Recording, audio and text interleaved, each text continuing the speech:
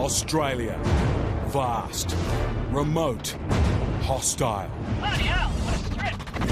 A dangerous place Holy to be a pilot.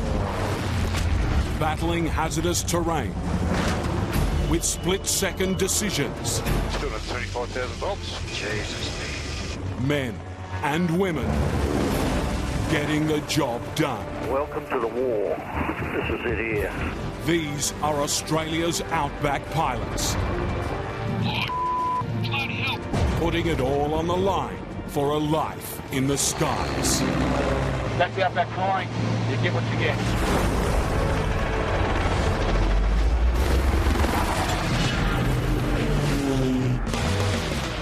On Outback Pilots, crop-dusting ace Dennis Repiccioli I can't see Jack taking off. is faced with extreme low-level flying You're going to be touch and go here.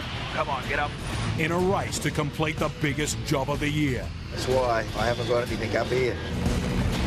Trevor Wright and his rookie aviators batten down the hatches and get ready to save tourists 6 planes tomorrow. in the face of a violent storm. It's the muster from hell for flying farmer Matt Goyder, And I might have been beaten. taking on raging bulls. Watch out for this bull, he's got a big horn.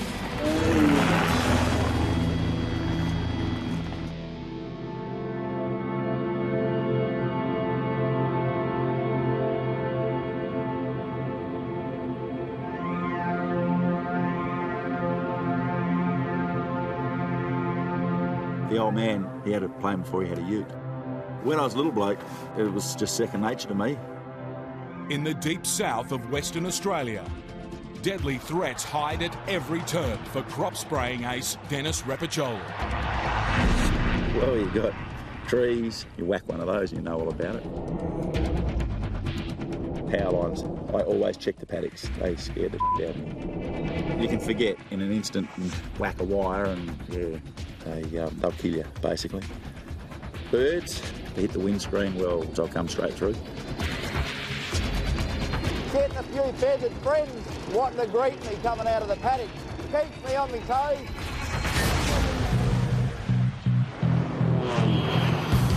Repper is battling to complete a 3-day chemical spray. Pushing it to get it finished. And of course, everything's against us. Only then can he start his biggest job of the year, a lucrative contract east of Esperance, spraying a massive 22,000 acres of canola with liquid fertiliser. A key to his success will be the man mixing the chemicals, Craig Ditchburn. Pretty big long runs. He loves it. Sits up there and does nothing for a while. It's a slack one for him. I do all the work on the ground.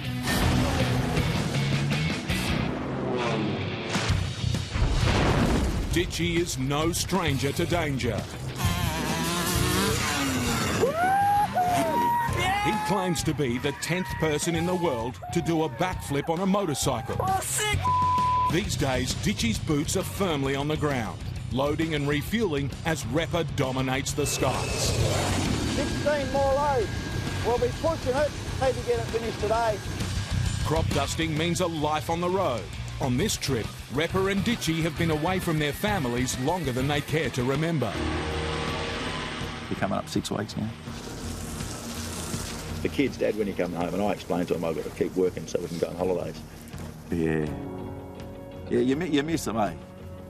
You sort of, and that's why you got to pull your head in and not fly like a lunatic. Heavy rains and dangerous flying conditions have cost Repper valuable time. If it wasn't raining, it was windy, too windy to fly. And if it wasn't windy, it was raining. It was beautiful now, good for flying, nice and sunny. Should be at the beach surfing instead of out here bloody doing the old chemical warfare.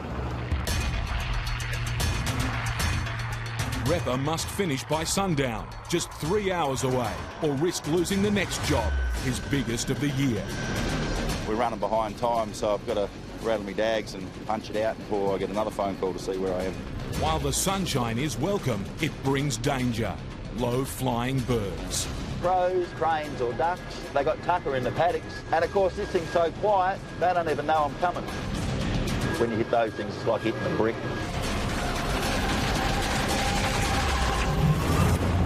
You're out past the bush, you're out in the middle of nowhere. Nearly 1,500 kilometres away is the northern end of South Australia. It's one of the harshest places on the earth. We're in the middle of 3 deserts out here. It's dry, it's desolate, and it's hot. If you don't take the right precautions, it can kill you. Where most struggle to survive, 60-year-old Trevor Wright has built an outback aviation empire, involved in everything from tourist flights to search and rescue. I came nearly 30 years ago. The draw of the place and the locals that lived out here at that time dragged me in.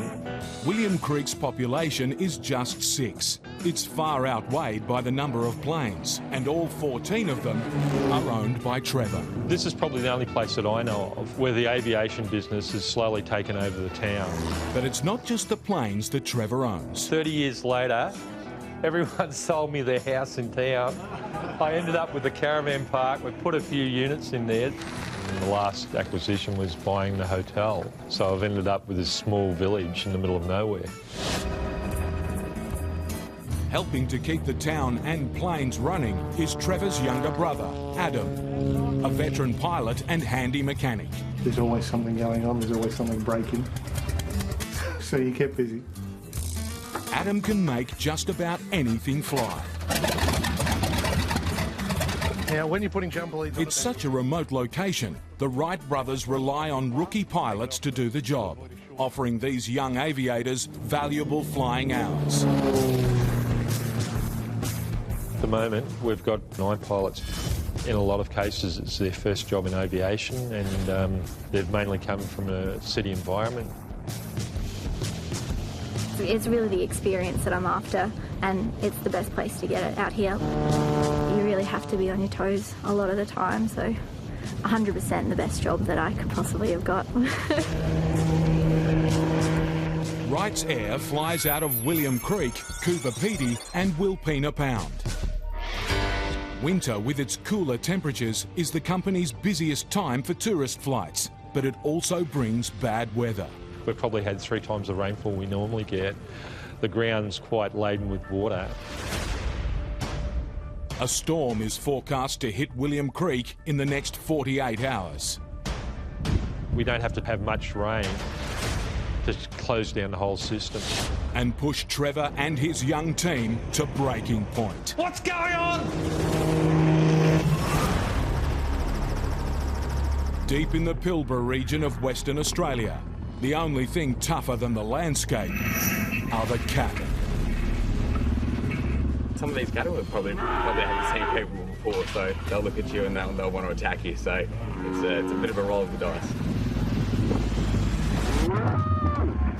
The best way to muster them for market is with help from the air. They're stubborn, cunning, and completely wild. A lot of the cattle are still fairly feral. 26-year-old Matt Goyder will need crack chopper pilots Clint and Jess to help muster Bonnie Downs, the family's massive outback station. Great job, pretty rewarding, bit of a challenge with them cattle, and if it wasn't much of a challenge you probably wouldn't do too much.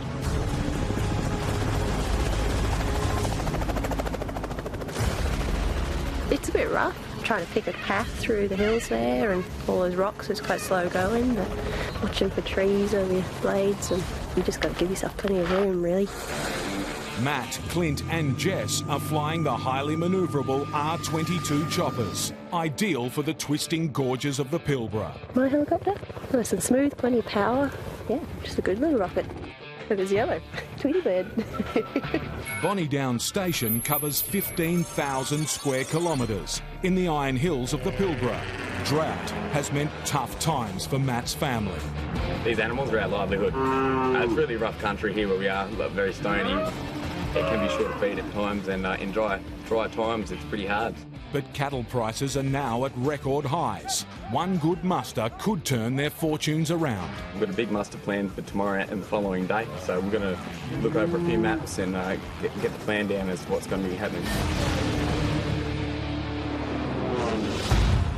All musters are tough, but in this hard, mountainous terrain, Matt and his team face an even bigger challenge than usual.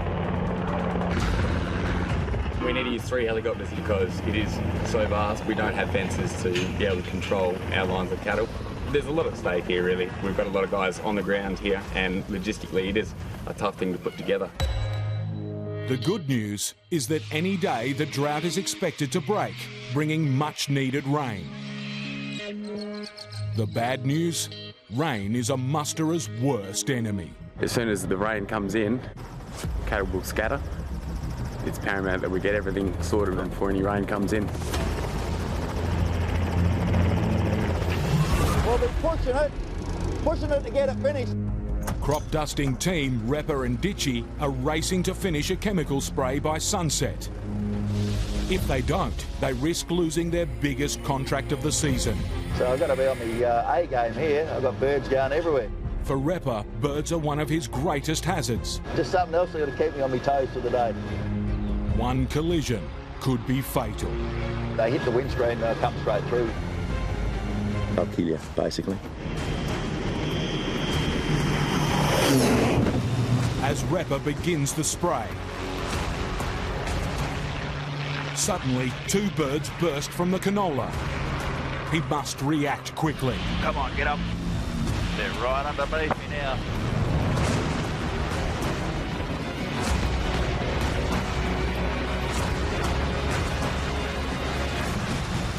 A couple of ducks were flying right in my way, and they wouldn't go up or down. They just stayed in one spot, so I had to go over the top of them.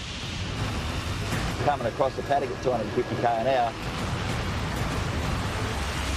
Trying to think what they're going to do. If you went down underneath them, they could fly back into you.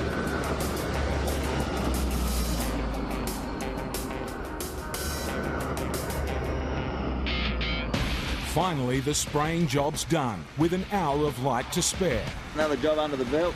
Now we'll move on to another big one. The boys move to a neighbouring farm to get a head start on the biggest contract of the year, worth $230,000. But the new runway is dusty, rough and full of potholes. Not what Repper needs. Now you know why we love grass strips.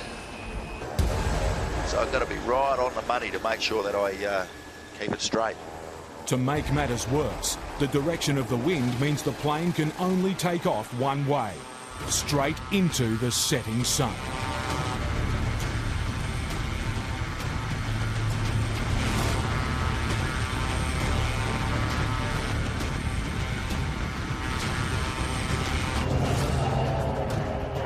Repper, you on channel, mate? Yeah, mate. How we go, mate? What's it looking like? What's the sun doing? Yeah, no, sorry. I couldn't see bugger all looking into that sun, mate. With takeoff so dangerous, Repper makes a tough decision. That's shocking, eh? I can't even look out there without me. So even with my sunnies on, I cannot see where I'm going. So rather be safe than sorry. I'm not having a bent aeroplane. I'd rather just park up and start again tomorrow.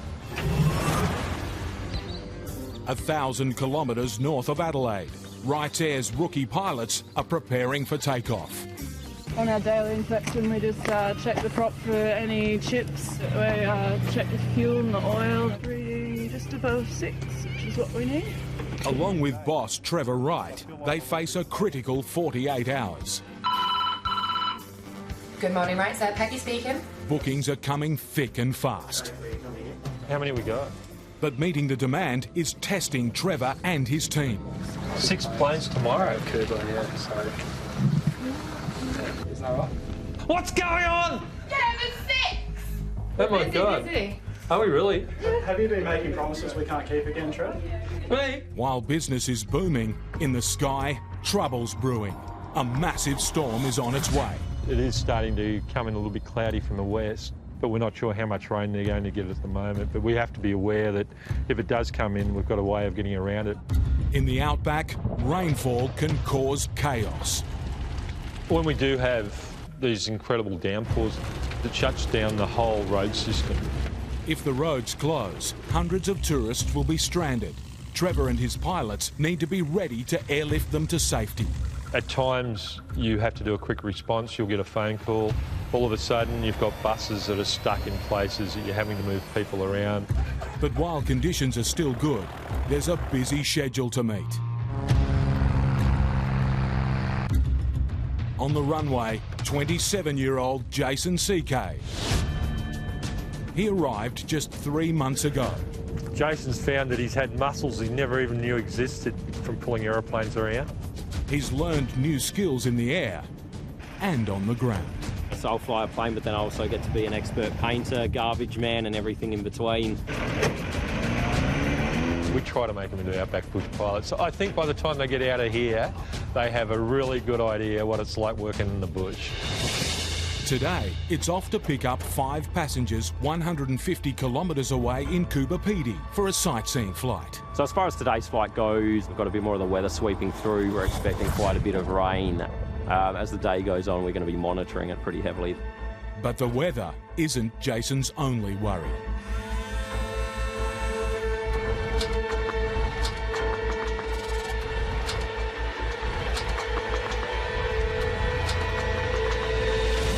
The engine won't start.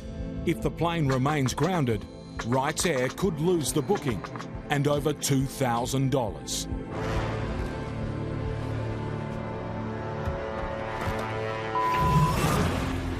It's now first light. Machines are all getting ready, doing a pre-flight inspection, and yeah, going out to go catch some cows. In the northwest of Australia, it's the morning of the muster from hell. Matt Goyder and his team of chopper pilots are on a mission to round up over 1,500 head of wild cattle across some of the most rugged land on the continent. I'm going to head down that way, just follow this river along.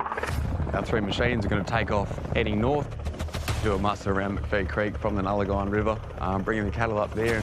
With a property too vast to fence, the pilots must use the natural landscape to corral the beasts. Just take a slash in there, mate, if you want, and drag some back into the river and just let the rest come up towards me there.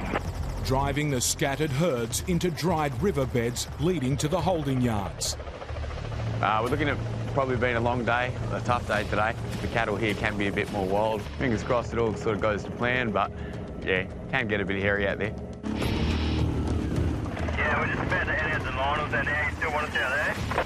Yeah, yep. On the ground, Matt has a team of 7 on quad and motorbikes to keep the cattle on the move. They're led by head stockman, 30-year-old Simon Everingham. Pretty hilly and there's a heap of little gullies and creeks that go off, so cattle sort of double back on you. Makes it hard for us fellas on the ground too. That's why it's good to have good pilots and that. First step, find the animals amongst the dense scrub and rocky outcrops. Up there, bull in here. Oh, yep, no, hold on. I have found a bull. And then push them into a larger herd. I'll get out of the way. Yeah, just behind your blade coming in. It's a complex operation that relies on clear communication. Hey, Simon, am I in front of you guys or behind you? We're nearly in the gorge there. You guys are up there. Oh, there's bloody cattle back here. The bush-hardened herd have slipped the noose. Up there, the cattle running back here. Sam, come back. They've got behind the ground bikes and are at risk of escaping back into the rugged landscape. Cattle running back everywhere there, yeah. It's been doubling back on these edges, eh? Land and air now scramble to hold the line.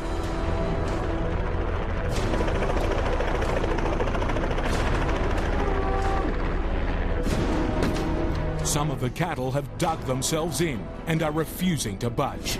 Is there many up there, Simon? Yeah, there's a few up there, eh? Yeah, they've been giving us some grief. Yeah, righto. One bull has hidden itself in thick scrub. Stay inside the quiet. Simon decides to take it on foot. It's 90 kilos of man versus 1,000 kilograms of raging bull.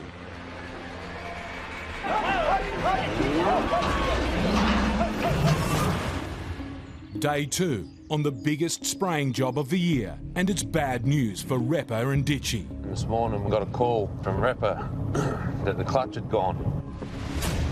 Their refuelling truck is out of action. We can't refuel the plane, so it's pretty vital we get it up and running as quick as we can. Hey, mate. How you going, buddy? Good, better than you. What's it cost me? Probably 15 grand a day, not having that plane in the air. They have to get the clutch repaired today or risk losing the entire job. Just a tag, yep, that's it, she's out. Just, Oh well, gearbox is out. But finding the replacement parts out here on a Sunday is going to be tough. Would be open today. Their only hope is the small town of Esperance, 100 kilometres down the road. I'll ring someone up there this morning, even though it's a Sunday. If they want the business, I'll answer the phone. Our hours are 8 a.m. to 5 p.m. Monday to Friday. Please call back during normal trading hours. Repper finds another supplier. Would you be able to get one of those in for us? We can do that, no worries, I reckon. Yeah, no, Maybe get someone to get a courier to run it around there. Thanks, Rick, you're a legend. But the part is 700 kilometres away and needs to be flown in. Thought we'd get the parts here about 10 o'clock this morning, but the flight's up, one left at 8. The other one's not getting in here till 10 to 4, so it'll be a late night for us. Another day wasted, another $15,000 hit, and even more time away from their families. When are you coming home? How long's a piece of string? Deep in the South Australian Outback, rookie pilot Jason CK is grounded with an engine that won't start.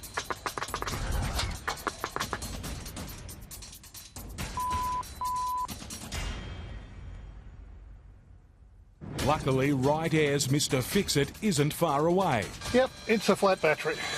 Adam Wright, Trevor's brother, has spent over 30 years in the bush, fixing and repairing planes. His solution? Bypass the flat battery and start the engine by swinging the propellers the old-fashioned way. Rightio, mag's hot. Mag's on. Brakes are on. It's a dangerous procedure. Get it wrong and Adam could lose a limb. With an inexperienced pilot, Mag's off. it's no time for misunderstandings. Mag's off.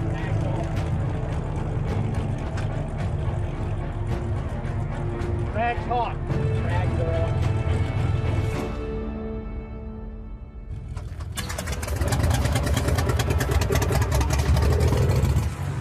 There's enough power in it to prime the engine and, excite the alternator once they got it going. So I swung it. Cleared for takeoff. Jason's back on the job, offering tourists the rare sight of the desert after rains, with ancient lakes and rivers filled with water.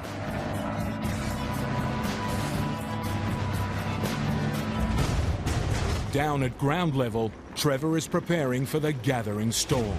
We're transferring fuel across into our main tank. The reason for that is if it rains, we won't be able to do it, and then the aircraft will be grounded. If the roads get boggy, the fuel truck could get stuck. Stocking up now will keep the planes flying. Up above, Trevor's pilots have been busy with their scenic desert flights. Here we start to come up through the painted hill. But with the storm continuing to build, they're keen to get back on the ground. And just coming up over the creek leading out from William Creek. The runway belt coming up just in front of us. And batten down the hatches. We're just parking the aeroplanes down for the night. There's a bit of wind picking up, so just make sure they're all tied down and secured and safe for the night. Now they must plan for every possible scenario. The real issue now is how much rain are we going to get, what airstrips are going to be out, which ones are going to be in. So overnight, the story will be told. Just watch out for this bull, he's got big thorns. In the remote Pilbara region, a herd of wild cattle are fighting back against Matt and his team of musterers. Yep, they can be hard to get out of there. Head stockman Simon is on foot, trying to lure an angry 1,000-kilogram bull out of the undergrowth.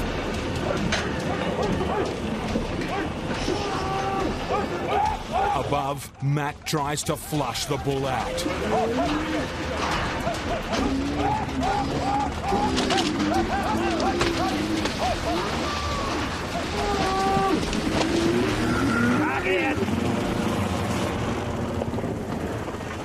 Simon's safe, for now. We just got to sort of run in and hunt him along, and sometimes they hunt you along. The bovine battle continues. In the air, on the ground. The team need to coax the cattle back into the dried riverbeds and home to the stockyards. The quickest way is through this deep gorge, but for the ground crew, that's a problem. So this bit of a gorge here, that it's sort of impassable by a motorbike. So we're just going to push them right to here, then the chopper will keep the tail going and we'll just go around and get on the other side of it. If they don't like travelling in there too much, so they look to go elsewhere, backwards mainly. The pilots are on their own. Yeah, are you up and running there somewhere? Got a cattle back here. Oh, yeah, yep, I see that now. That's where them bastards come in on me earlier on, eh?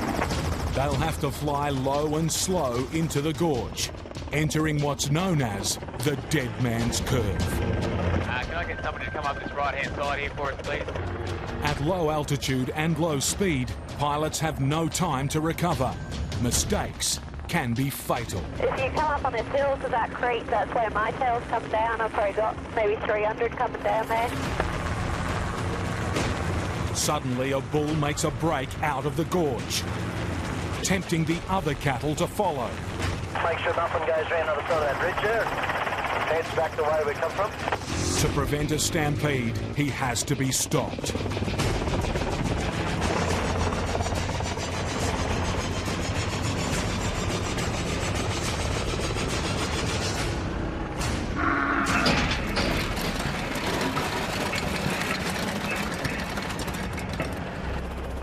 The ringleader's under control, the rest of the herd can finally be driven through the gorge. We've just brought the cattle up from McPhee Creek here, and but it's taken quite a few hours and quite a few miles to get them up here. Got maybe 200-300 coming down the hill here. Probably a bit of an overachiever again, eh? Yeah. Not leaving much for us, a bit greedy. But the biggest battle of the day is only just beginning. The cattle must be held in tight formation near the yards, while an earlier herd is loaded onto trucks that are still to arrive. Wild animals can get desperate when cornered. It only takes one to trigger a stampede. One tail, eh? All that it takes, one tail.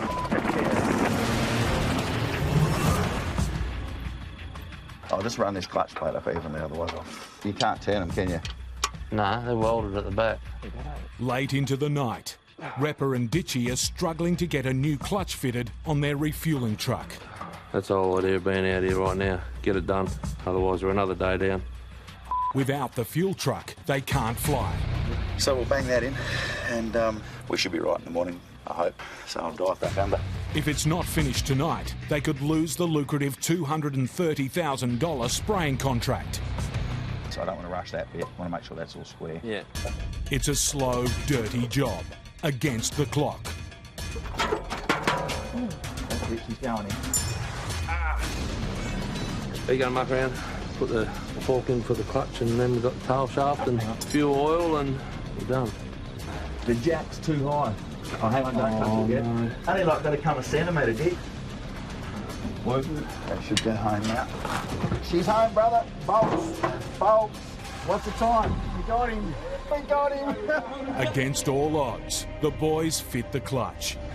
We jagged it, and it went through pretty good. Next day, and there's finally some good news.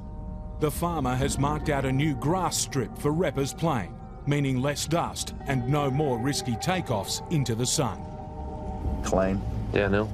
Downhill, and the cows are way over the other side of the paddock. But Repper can't afford to take any chances. The runway needs to be inspected. Just checking the strip. You run something like that over sitting there, like that, go through your tyre. Just try and save on any dramas. With no time to waste, Repper decides to test it at maximum weight. Fully loaded with fuel and chemical, he's off.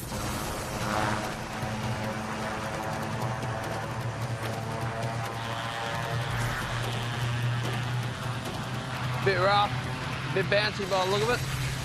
Starting to dry out, so it should have a bit of grip turning, but it does look a bit rough.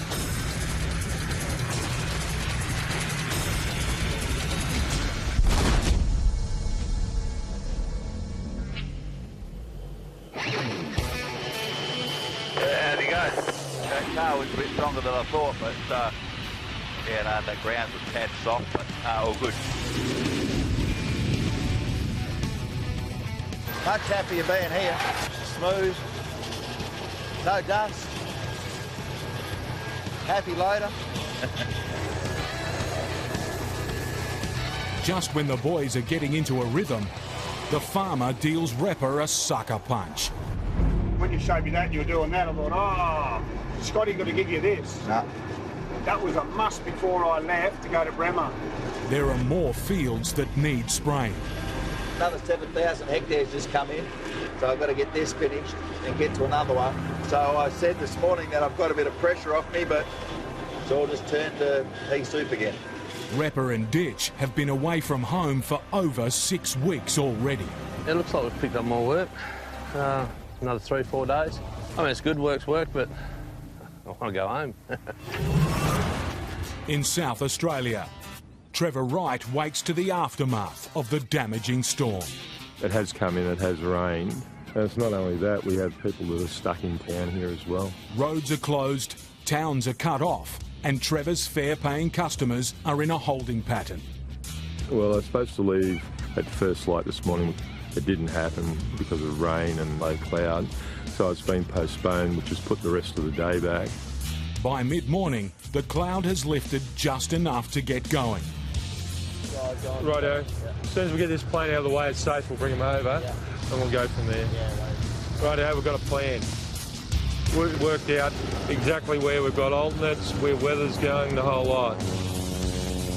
But then, an urgent call comes through. What's the problem? You just wouldn't go and do it. The storm has left a group of 20 tourists stranded in Birdsville, over 500 kilometres to the north. You're a high priority to us, so what can we pull out of the system to make it work? Airlifting them out will take 4 planes. So that's 2. How many planes have got away? Trevor is scrambling for solutions. But Ryan's lifting the airband out of Wilpena, Maz and the 206 out of Maree. Phil and myself are leaving from here. We'll all meet up at Birdsville and then we'll head back down south. And there's no time to waste. The stranded tourists need to be rescued before the weather turns bad again. Fuel quantities are good, fuel pressures are good.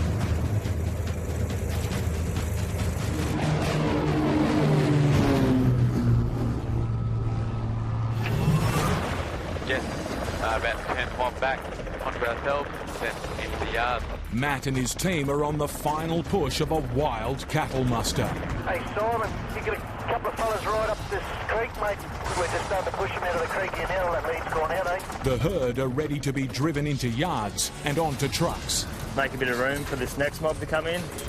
So we're sort of under the pump. First, cattle already in the yards need to be loaded.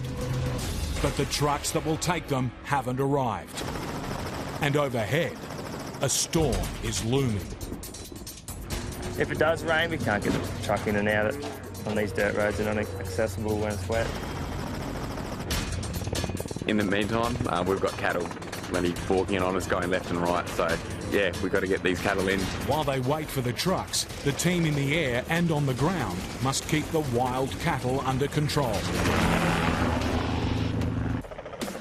But with no fences to hold them, the herd has other ideas. If one cow ain't, all it ever takes is one cow.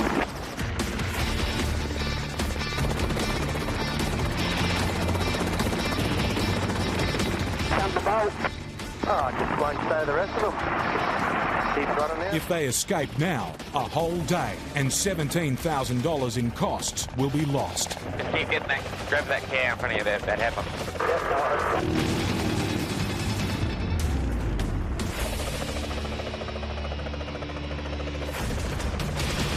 Finally, a cattle truck arrives. This truck's turned up, so we'll truck these sour cattle on him.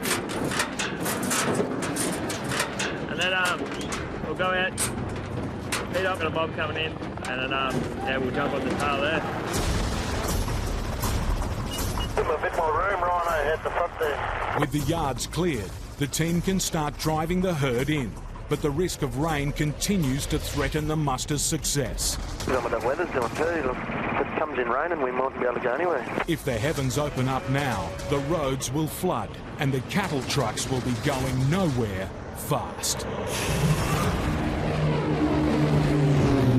In William Creek, South Australia, Trevor Wright and 3 of his pilots are on a rescue mission.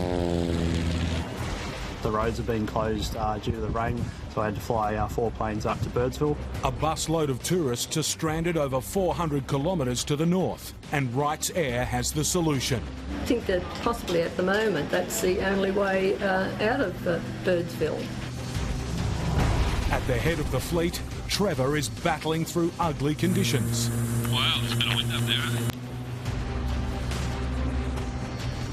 Finally, he manages to pick his way through the storms. And here's a Birdsville racetrack there to go around there. After a bumpy ride, touchdown.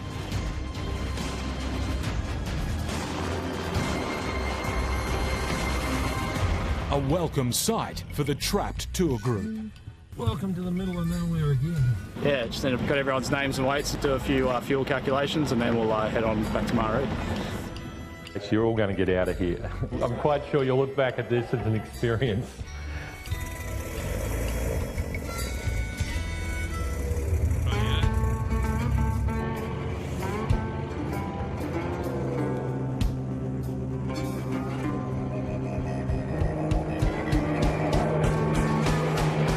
To make it home, the 20 grateful passengers now face a 3-hour flight to Maree.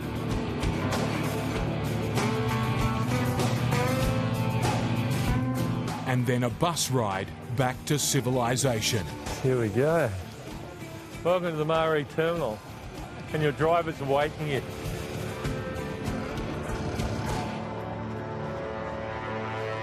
Meanwhile, back in William Creek, there's bad news for Trevor.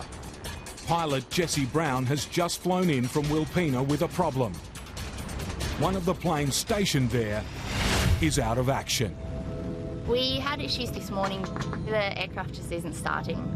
It's peak season and Trevor needs a solution. We definitely have to have the other aeroplane back. Time to scramble his brother, Mr. Fix-It. Adam will go down and have a look at the aircraft and find out exactly what the problem is. Everyone is now counting on Adam's know-how, but solving this problem will be a lot harder and more dangerous than he thinks. Still a bit of rain on the way, but hopefully not till this afternoon, so we needed to hold off. Matt Goyder and his team are racing against the weather. In that jet shot, I'll stay at it. If the rain beats them, it will turn the dirt roads to mud. Then it could be weeks before the cattle trucks can get out, costing him over $2 million in lost sales. Hey, Matty, you just want us to start ours up, walking forward? Yeah, mate. The team have the herd to the entrance of the yards. I'm trying to go up the road with them anyway, so just come down. Now they have to get them through the gates, with only a cloth fence keeping the wild cattle from escaping. Yeah, is there any chance you could probably move back a bit, just in case the bend?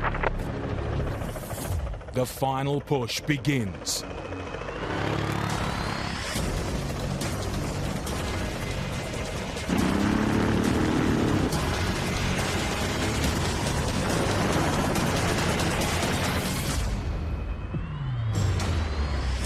This cow on the left looks like he wants to jump. Matt spots a cow acting suspiciously. Blade. Yeah, mate. Come help this cow for a second. Yeah, all right. She's out. Cow, Matt. Others try to follow. If the team doesn't get control quickly, they risk losing the lot. That might have been beat.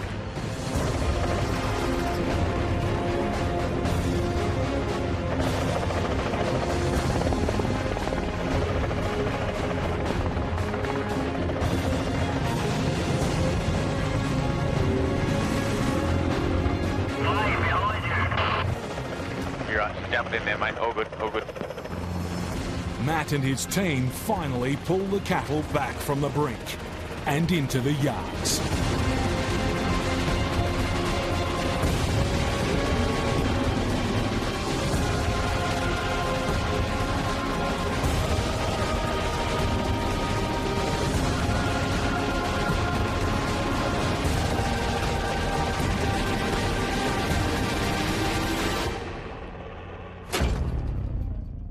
be looking forward to that drink by this afternoon. For Matt and his team, it's been one of the toughest musters ever.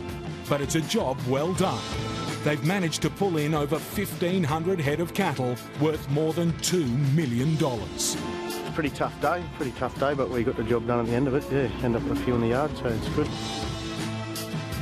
Me and Jess will move on to the next place and do it all over again. Well, it's done a fantastic job, really have done a great job, and yeah, it looks like we've got a great mob in here and very happy with it.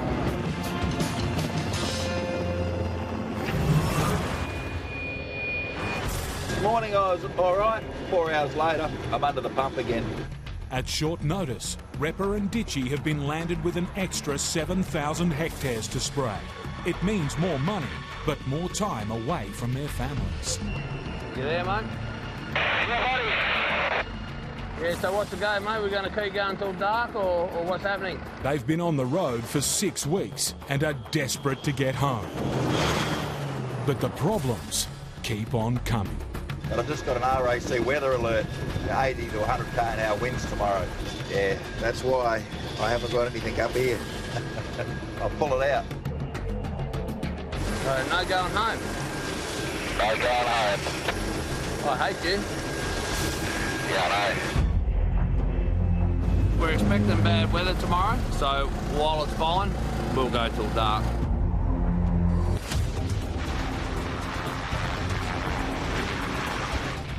With only a few hours of daylight left, Repper needs to spray as much as he can and pray that tomorrow's gale force winds stay away.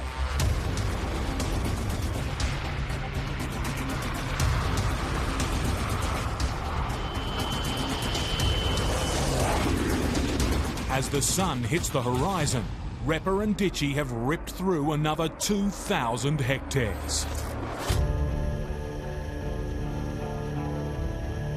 We're hooking through it now. That's good. Just hope this weather holds out tomorrow, till tomorrow night or something like that. The RAC weather alerts kept coming through for Bunbury and there was like 80 to 100 km/h winds, and I'm thinking, don't come down here. But it is Esperance, so there's 5 seasons in one day. If there is 5 seasons. Daybreak, and it's the news they feared. We'll just listen to the forecast. They're talking about strong winds and hail. What do you reckon, Ditch? Well, you're right, mate. Get into it. Repper decides to roll the dice. Yeah, the damned if you do, if you're damned if you don't sort of thing. He's going to take the roaring winds head on.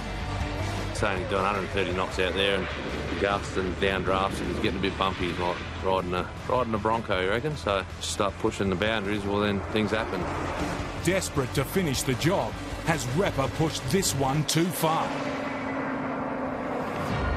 Next time on Outback Pilots, the Wright brothers are separated. Answer your as they battle the elements to rescue one of their planes. For Repper and Ditchy, the fight to finish the job becomes almost impossible. Yeah, I don't know what I'm going to do. And it's high stakes. With our snakebite patient on board. With deadly snakes for Rescue 510. Australia. Vast. Remote. Hostile. Bloody hell, that's a trip. A dangerous place. Holy to be a pilot. Battling hazardous terrain. With split-second decisions. Still at 35,000 volts. Jesus. Men and women getting the job done. Welcome to the war. This is it here. These are Australia's Outback Pilots. Putting it all on the line for a life in the skies. That's the Outback flying. You get what you get.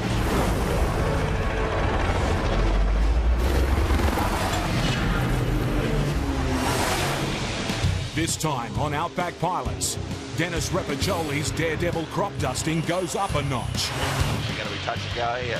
As his biggest job ever becomes almost impossible. Yeah, I don't know what I'm going to do.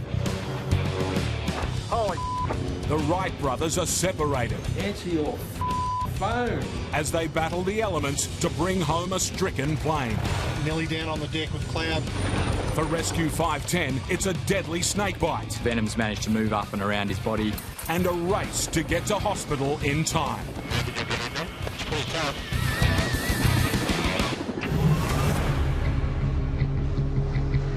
tailwinds are really me off. Dennis Repacholi is battling howling winds, desperate to finish a massive $230,000 spraying job. Meant to be crappy for the next couple of days. Yeah, I don't know what I'm going to do. It just adds a bit more pressure, but can't do much about the weather. Repper and his chemical mixer, Ditchy, have been away from their families for 6.5 weeks. But the wild winds are blowing their long overdue reunion further and further away.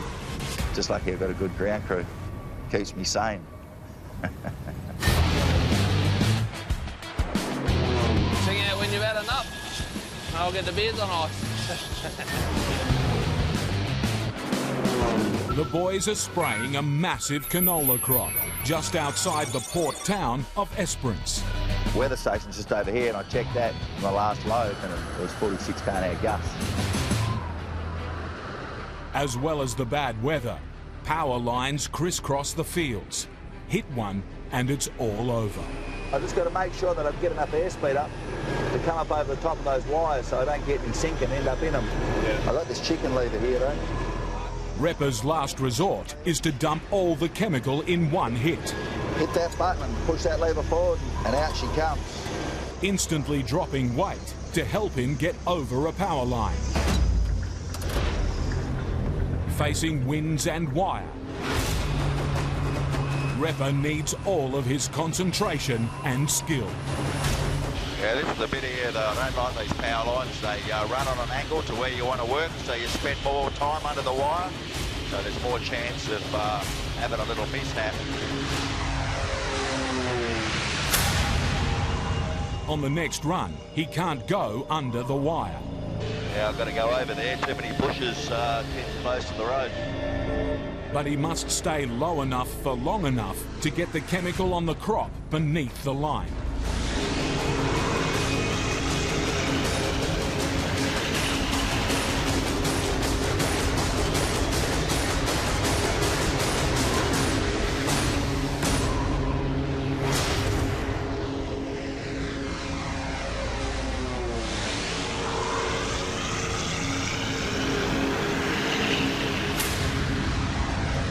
Now the conditions are worsening.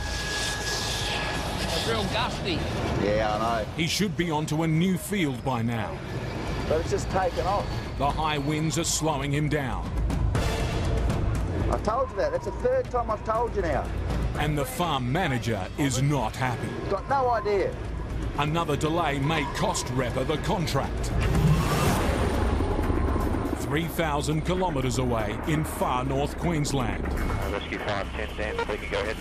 When lives are on the line. Yeah, understood, can we get them there? Chopper Rescue Team 510 takes to the air. The vehicle roll over. Not far away. On call around the clock. I've got good vision on it. Get it away from the tree line. Tackling medical emergencies that can only be reached in time by chopper. From their base at Cairns Airport, the 510 team responds to emergencies up to 800 kilometres away. To operate effectively, they need the highly capable $16 million Augusta Westland helicopter. The environment is so vast and different. We've obviously got the reef and water, we've got high mountainous terrain behind us, desolate and really isolated areas.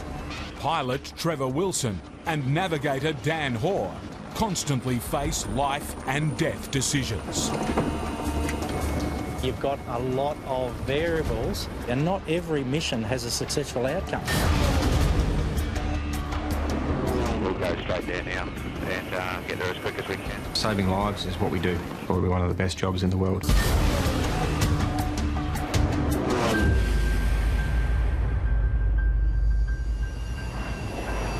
Minutes into the morning shift, their first emergency call. Doctor's just here too, if you want to have a chat to him about what we're looking for. In a remote Aboriginal community, a patient needs airlifting to hospital urgently. He can ring me. He can ring. His chronic lung condition has deteriorated overnight. A 5-hour ambulance drive is not an option. We're going to Wudjul, which is about a 30-minute flight north for us. But as they prepare to take off, another emergency. A heart attack victim also needs an airlift. The coordinator's just wanting to know if it's possible to put a Cooktown patient on as well. So Wudjul and Cooktown back to Cairns. Oh. Both? They both will be stretchers, I believe. It leaves the 510 crew with a difficult decision. What's that? They want us to go to Cooktown and do a second patient, both stretchers. What now? Yeah, either do them back to back or do them together. How far's Cooktown further on? Cooktown's 40 minutes up there. It's another 10 to 15. I'll have a chat to the medical crew and see if they can do it. Okay. I need a bit more petrol. Okay. Doing two patients, taking two patients from two separate locations is a bit of a rarity. In about 8 years, I've only done it 2 or 3 times. So a lot of stuff needs to change and move around in the back of the aircraft, taking gear in and out to facilitate a second stretching. They must be certain they can provide enough medical care. It's Dr. Adam Pritchard's call. The problem with fitting 2 patients in is that obviously not too much room, and one's going to have to be a little bit away from where the doctor sits. With both patients critical, the clock is ticking. It's time to make a decision. 1 patient or 2.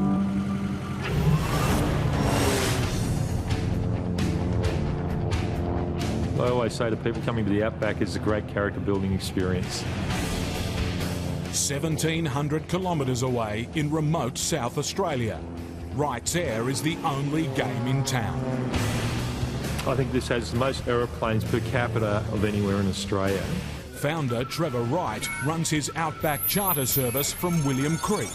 Population 6. But operating in the middle of nowhere isn't easy. Well, here's hoping the phones work this morning. The biggest challenge is keeping the company's 14 planes flying. It is harder. You've got to be adaptable. You've got to learn how to fix things. If you don't learn how to fix things, you won't survive out here. Good morning, mate. So, Peggy speaking. It's winter, the busiest time of year. Tourists from around the world come here to witness the magic of the Outback from the air. Oh my God. Are we really? Today, all of Wright's Air's pilots are flat out and fully booked. But there's a problem. We had issues this morning. The aircraft just isn't starting. 300 kilometres away, one of their planes is stranded at a remote airstrip. We definitely have to have the other aeroplane back. Trevor calls on his younger brother. Mechanically minded veteran pilot Adam can fix just about anything. There's always something going on, there's always something breaking, so you get busy. His mechanical background really does make a difference, takes a bit of pressure off you at the same time. Adam will go down, have a look at the aircraft and find out exactly what the problem is. But to get to the stranded plane, Adam will have to fly across the treacherous Flinders Ranges. You're always fighting the remoteness, but the remoteness is the reason we're here. Tourists are coming to see the remoteness. 2 hours later, he lands in Wilpena and gets straight to work. Try and establish whether it's a minor problem or a bigger problem. Because it looks like it's been doing it for a little while. Adam needs to find a solution quickly, or his brother will start losing bookings and money. Yeah, well, how do you think I'm going? I've got 35 km/h gusts up. High winds have farm bosses breathing down Rapper's neck. I'd imagine there'd be an irate farmer saying, "Where are you, mate?" Because we're already 5 or 6 days behind. And when the farmers want the job done, if you're behind because of the weather, they just don't seem to get it. And we can only do what we can do. Rapper decides to push on. I'll do another load. It's just right on the limit. It's still safe to fly. Just.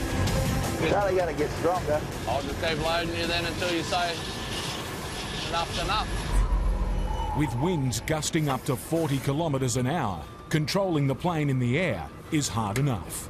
But even harder is taking off. He's only taken out light loads so we can get off in time. Because of the sloping paddock, Rapper must take off downhill. but it's a short strip and it runs straight into a dam. It's got a nice gust coming through, mate. Yeah, I can feel it on takeoff, mate.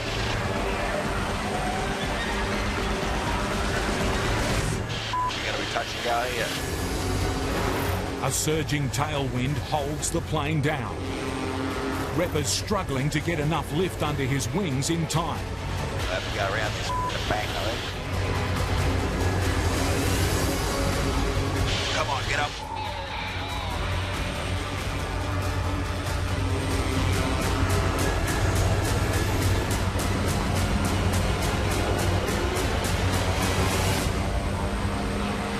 Even for Repper, this takeoff is too close for comfort.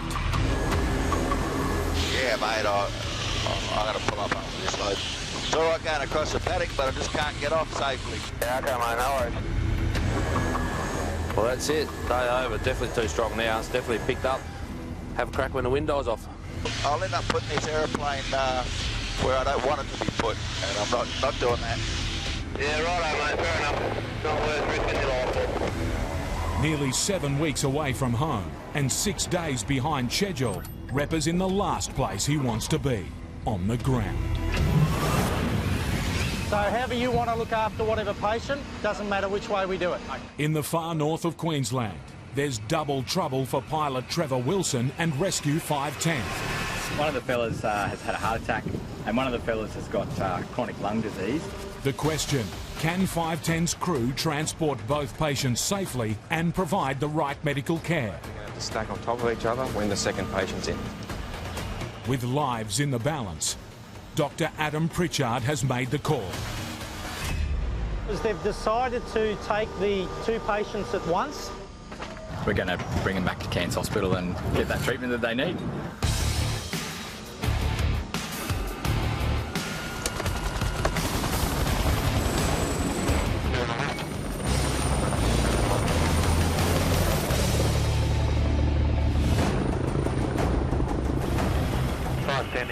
Airborne out of Cairns. We're going to go to Cooktown first and pick up the Cooktown patient and we'll do on the way back. Our ETA for Cooktown Hospital is at time 10:45. An already challenging mission is about to get a whole lot tougher. On the outskirts of Cairns, a storm. It's quite nasty. There's some really, really low cloud. Warning, terrain. Check height. Flying over these mountains will be too dangerous. With the ground rising and the cloud base staying at the same height, obviously you're concerned that you may not be able to get through under the cloud. Trevor heads out over the water. Here he can fly at low altitude, beneath the clouds.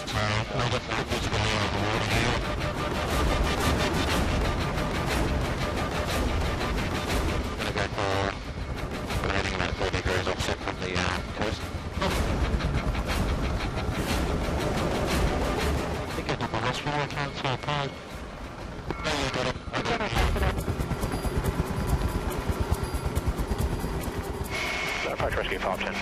Now to get 510 safely down in difficult conditions. Good line, good speed, good rate of descent. It's a big aircraft going into smaller confined areas. I've only got limited view on my side, and that's the great thing about having the air crewman. Continue moving forward. 5, 4, no wheels over. 3, 2, 1.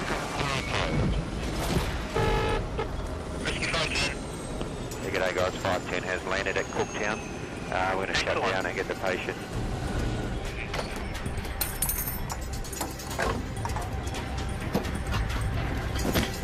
He's got chronic lung disease and pneumonia. He's stable at the moment.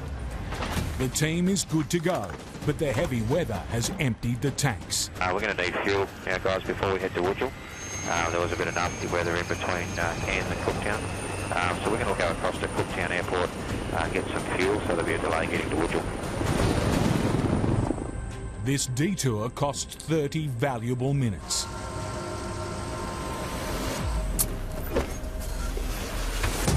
With a full tank and the pressure building, 510 resumes its mission. A 50-kilometre flight over a range to Woodville. Yeah, I've got to go through that. weather again. But with visibility still poor, Trevor must fly back down the coast, then find a way in through the mountains and clouds.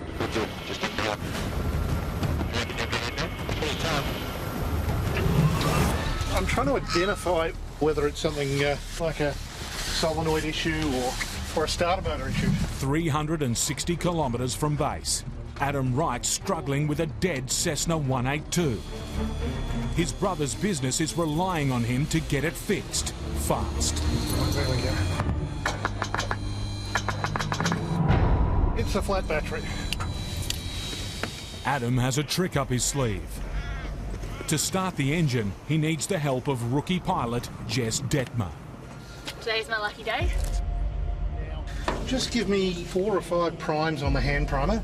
4 or 5 primes on the hand primer. Yep, may want to turn on the master switch as well. Master is on. Avionics off. Avionics off. Radio. Throttle's cracked. Mags hot. Mags on. Mags to both? Mags to both. The ignition system on most aeroplane engines is a magneto, so it's independent of the battery electrical system. So you can hand swing them with a flat battery. Mags off. Mags on. Down. Mags to both.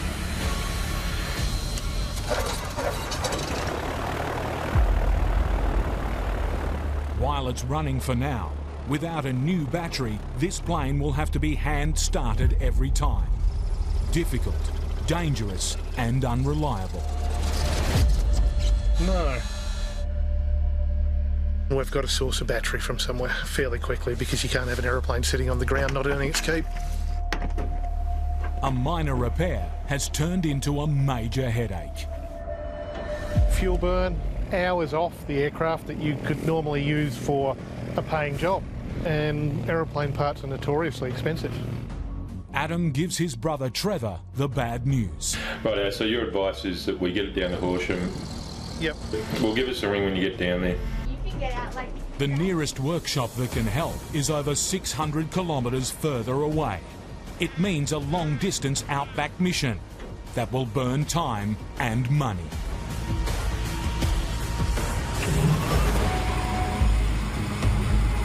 It's just frustrating to the no end. I want to keep working, but I just can't. It's just not safe. High winds have blown Repper and Ditchy back to earth, stalling their biggest contract ever. He's under a lot of pressure. Yeah, poor bugger's getting stressed out. I just hope we can have a good couple of days and relieve a bit of that pressure.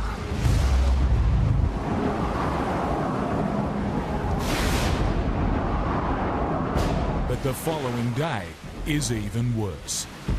That sounds a bit heavy, that stuff, like hail. Yeah.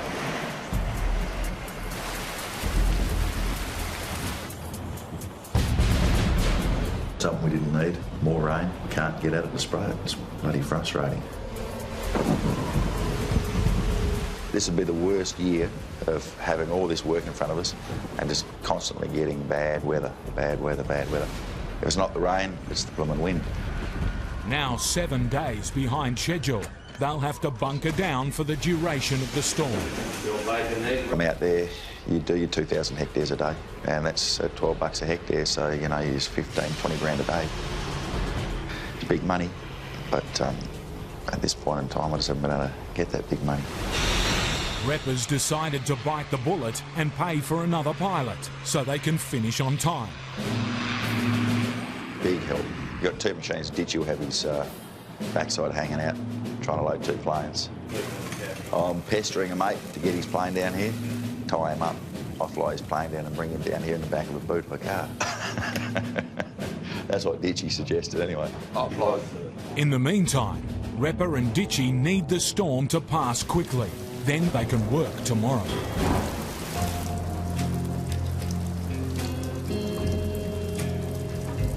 At daybreak, it's good news. Yep, it's cleared up nice. But the temperatures plummeted. Freezing today. Must be in the minuses, I reckon. But, yeah, It's going to be colder for him. With a second pilot still days away, they can't afford any more delays.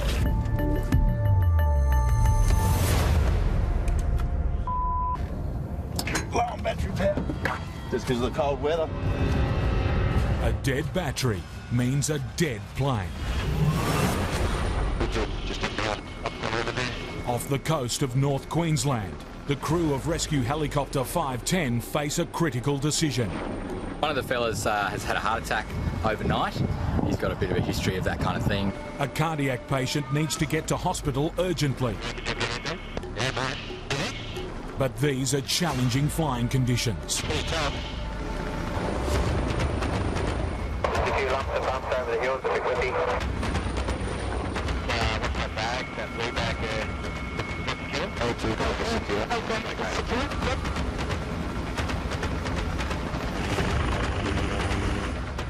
A bit of grass clippings coming up here. 5, 4, no wheels over. 3, 2, 1. Clear to the ground. Now the challenge is to rearrange 510 for the second patient.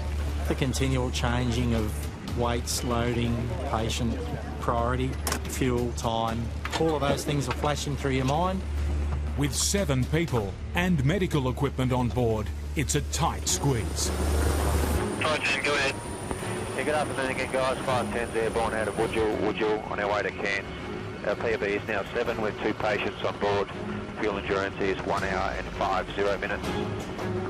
Flying over the coast, track back to Cairns. 2 patients, mate, with two orderlies and 2 stretchers, if we can, please.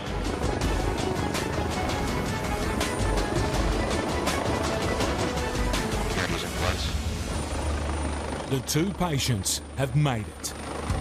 Rescue 510 landed Cairns Hospital. Timings were critical for further treatment. Things just turn around in the blink of an eye. I'm hungry. Hey! Stop yelling. But the crew can't relax for long. Hi, it's Adam. What's the story? Another emergency. Where was he bitten? A snakebite victim at a remote mining camp. And he's not lying in bed, not walking around. The area out there is very rugged. A lot of rocks, a lot of dirt, and not much else. 510 is the only way out. The weather's looking a little bit interesting on the ranges down the Flinders. There's meant to be a bit of a weather front running through. I want to get out before that. Adam Wright is getting ready to fly a Cessna 182 670 kilometres to a workshop in Horsham. It needs a new battery and a full service to get it back earning money. It's 24 hours and we still haven't dealt with the issue, and we're still at least 2.5 hours from getting to Horsham. And the weather is getting worse. 10 kVs, showers of light rain, scattered 3,000, scattered 4,000. You can get out that gap, because that's where I came in. He needs to find a way through the low cloud, shrouding the dangerous Flinders Ranges. Rightio, we'll give her a go. Adam makes a break for it, but he'll need all his flying experience. I am concerned, once we get onto the flat, I've got a lot more leeway to get through. It's just the peaks of the Flinders that are the issue.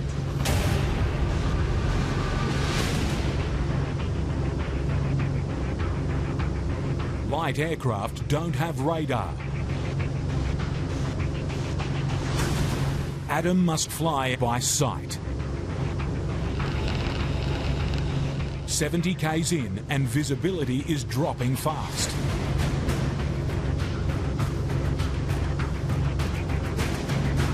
The weather is one of the biggest impacts on aviation. We're trying to get through to Horsham. Thought we were getting somewhere, hit a wall of cloud. The only option? Divert to the nearest visible runway. Landed at Port Pirie, taking on a little bit of fuel. I suspect in an hour we're going to be fine and get through. But Adam's not in luck. Even more storm clouds are gathering. Most people stay home today because the weather's too bad. 3 hours later, and he's still on the runway. Weather's come into it again. It's going to be late afternoon before we get to Horsham. Another hour later, the clouds have finally lifted, but Adam is now seriously behind schedule. Our engineer at Horsham has put other jobs on hold to fit this in, and we're late getting there. I'm starting to get concerned with the amount of time we're taking. If Adam misses the engineer, this plane will be out of action for another day. Time his brother's business just doesn't have. Just a tad under 24 volts, so I'll put the cart on jump leads and make sure she'll start. Repper and Ditchy are struggling with bitterly cold temperatures and a dead battery. Already a week behind. If they can't jump-start the plane, it's 24 volt. They'll have to call it quits for the day, costing another $15,000. They're not touching up the other end, are they? Nope. I wouldn't lean it up against it. I'd lean it out the other side, mate. In case it slips. Righto. When I'm starting it, they clear the prop. Yep. All right, mate, just stand back out the way. Righto, you clear? Clear.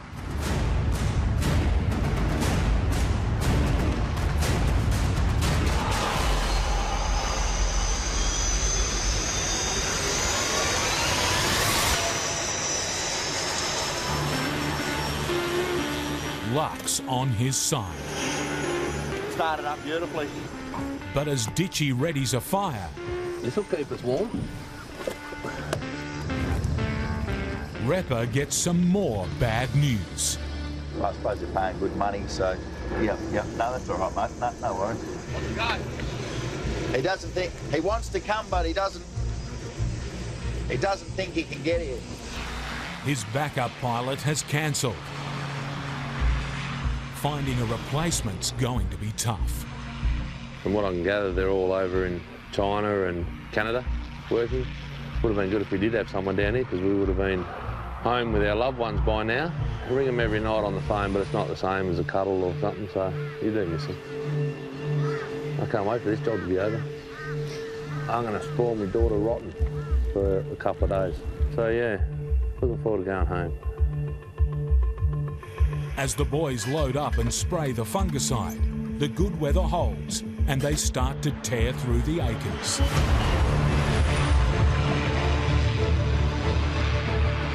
Righto, brother. Well, I've got a load. I'll ring you tonight. No worries. See you, buddy. Finally, the news Repper's been waiting for. Yeah, so what's it go? You got another plane coming?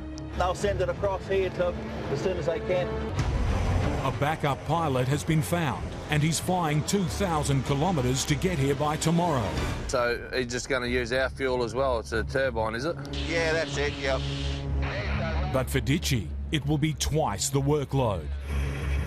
I've never done two planes before, and the hardest thing is when you've got people coming and going. Sometimes if you lose your concentration and you might mix the wrong batch and be less sitting around, so the days will go quicker. That's one bonus. If he can't keep up, Repper's spending on the new pilot will be wasted. Where's he bitten? In far north Queensland, the 510 rescue team is responding to a snakebite emergency. We might come into the clinic in that case, or do you think he'd be right to bring out? Dr. Pritchard's concerned about the victim's worsening condition. It took him about 20 minutes to put on some pressure immobilisation bandaging, and in that time the venom's managed to move up and around his body, giving him some pretty significant symptoms of envenomation. The culprit is a taipan, one of the world's most deadly snakes. Its venom attacks the nervous system and clots the blood. We need to get him to Cairns Hospital as quick as possible. Tower Gagan Rescue 510 is on the pad, ready.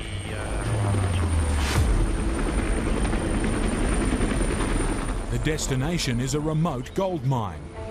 It will take up to 30 minutes. Every one of those will count. Follow the A3 to 20, clear to visual approach, caution, wake turbulence. Is it this end or the other end of the aerodrome? Left-hand side as you're looking at it. You've got a little taxiway.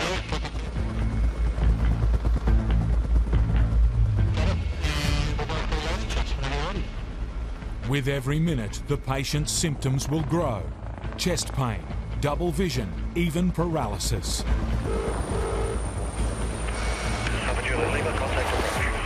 Now Dr. Pritchard must assess the situation. It's always a balance between, do I stay here and play around and do lots of procedures, or do I just quickly load and then take the patient as fast as I can? We have a polyvalent antivenom that we can give in case of emergency, but still there's high risk of allergy and other things that can develop from giving that. Adam decides the priority is getting to hospital, where a specific antivenom can be administered safely.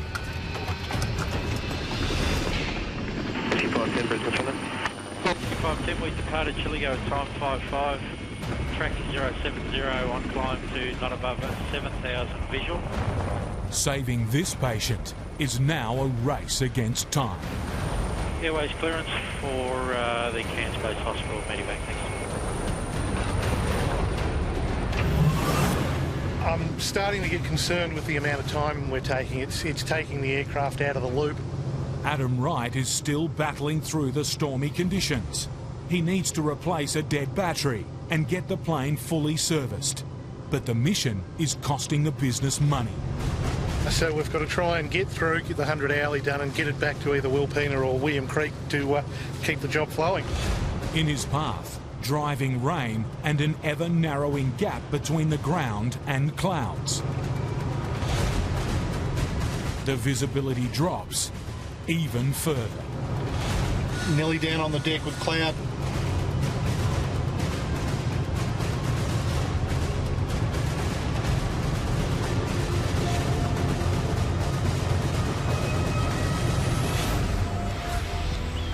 Back at base, Trevor is trying to get in touch with his brother.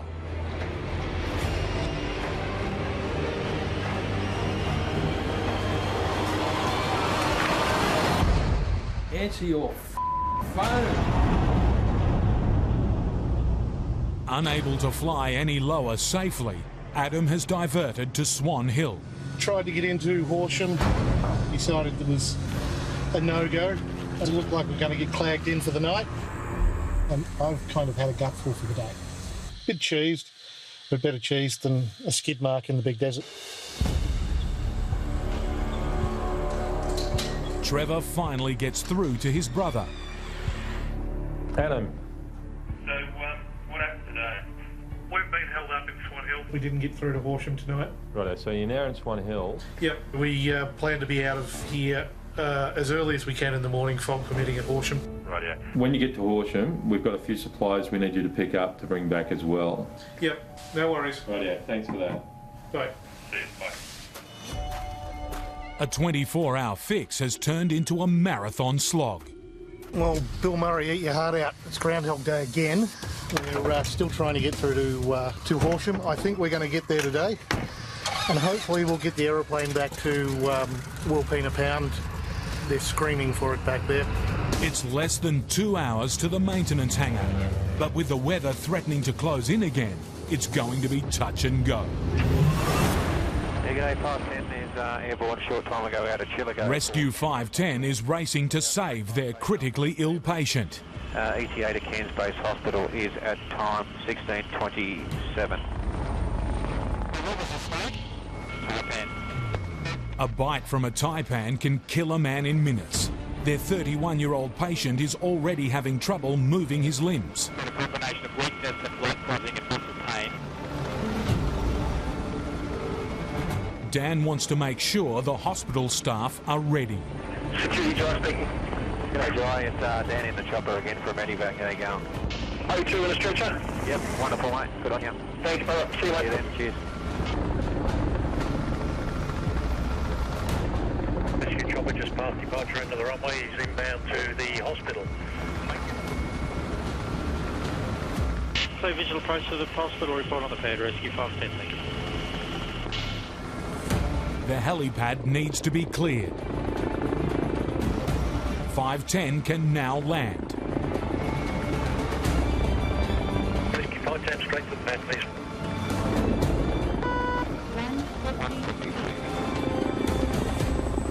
Rotor low. 3, 2, 1.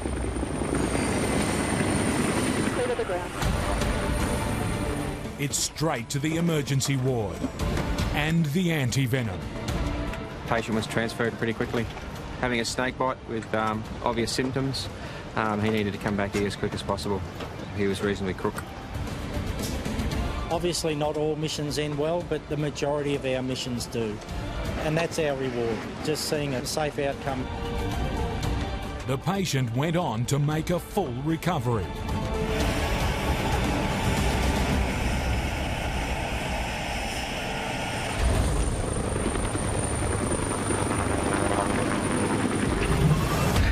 This has been one of the more drawn-out flights to Horsham I've ever had. Normally I can get straight down. After a 3-day epic flight across the Outback, Adam Wright has finally found a way through the stormy weather.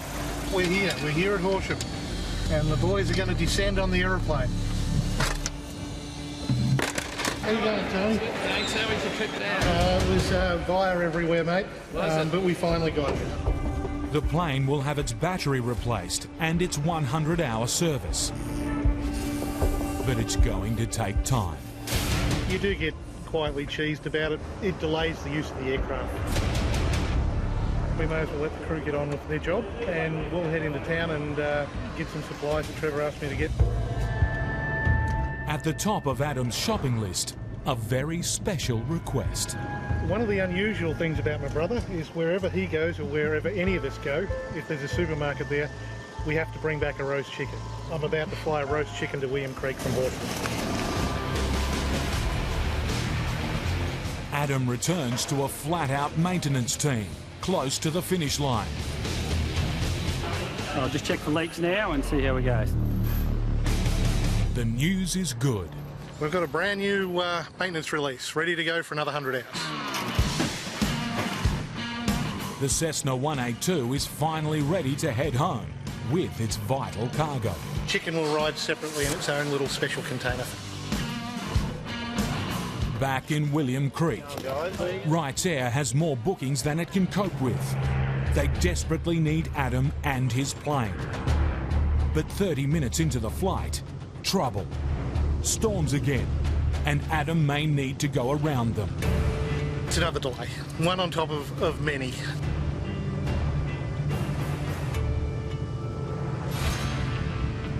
But this time, he gets lucky, finding a gap through the clouds and back over the Flinders Ranges.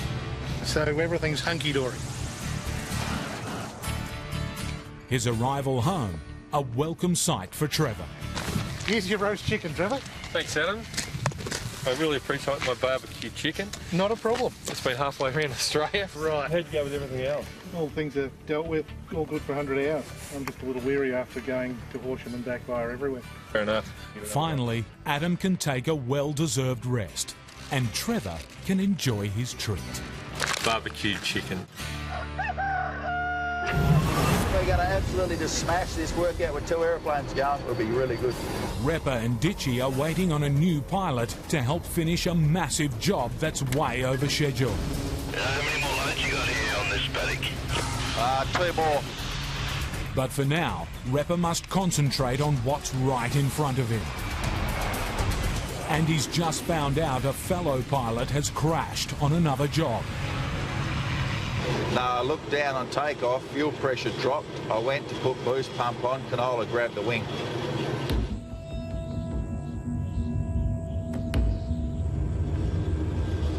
It's all right though if he's next, yeah? Yeah, I panicked a bit for a second. Happens pretty easy. The aeroplane, as long as he's all right. With nerves on edge, Repper gets on with the job. If you fly like a clown, you'll end up sparing him. The field has a row of trees at the end and big clusters scattered throughout. He'll need all 30 years of his flying experience to avoid them. Yeah, I've got those trees everywhere.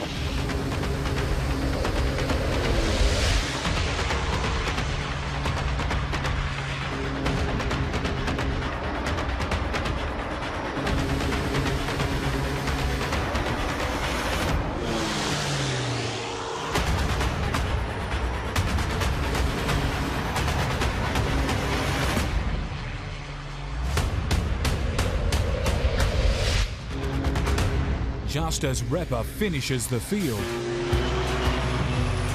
I'm landing, you'll see the strip there. Is that what you're looking for?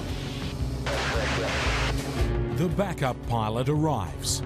There's the plane, the one we've been waiting for. You beauty, you're gonna smash some work out now.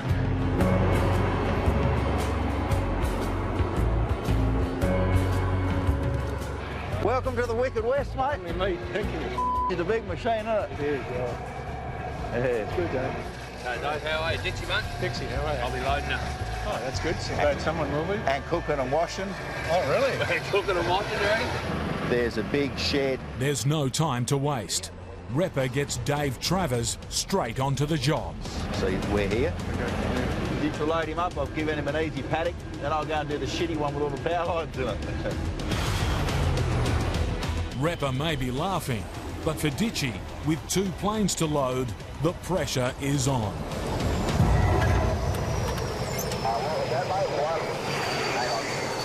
That 150? And now the chemical pipe doesn't fit on the second plane. Have you got an adapter? If they can't find the part, Dave just flew 2,000 kilometres across Australia for nothing. Sorry, Ditch, I didn't even think of that fitting. I'm over it. I want to go home. Need a couple of days off. Well and truly over it.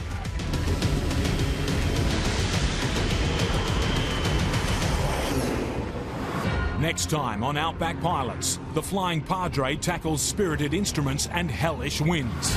Oh, and that was a real muck-up. Police pilot Rob hits traffic at 18,000 feet. And Repper is locked in a daredevil double act on Mission Impossible. I've got...